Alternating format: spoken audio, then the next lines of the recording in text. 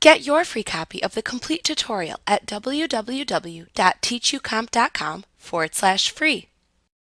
After creating and submitting a purchase order to a vendor, you will either receive the inventory parts you ordered along with a bill for those parts, or you will receive the inventory ordered while the bill for the inventory arrives separately.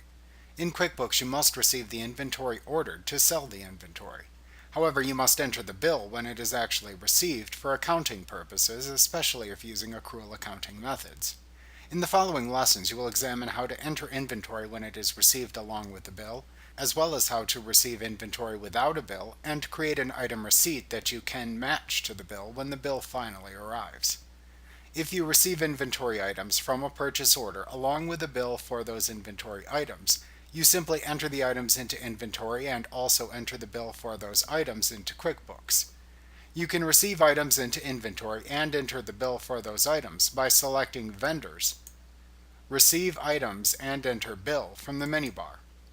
In the Enter Bills window that appears, select the vendor from whom you are receiving the items from the Vendor drop-down. If the vendor you select is one with whom you have open purchase orders, an Open POs Exist message box will appear to inform you of that fact. Click the Yes button within the message box to display the Open Purchase Orders window. Any open purchase orders you have with the selected vendor will appear in the window. Click to place a check mark into the leftmost column of the row that contains the purchase order for the inventory you received. Then click the OK button to return to the Enter Bills window.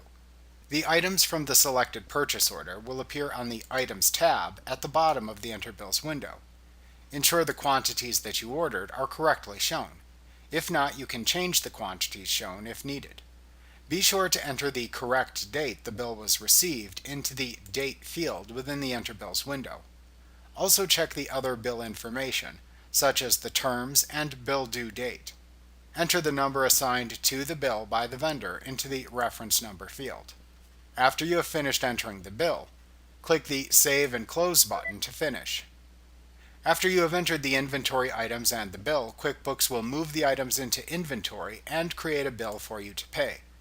Make sure you record the inventory when it arrives, because QuickBooks must have the inventory on hand before you can enter a sale for the inventory parts.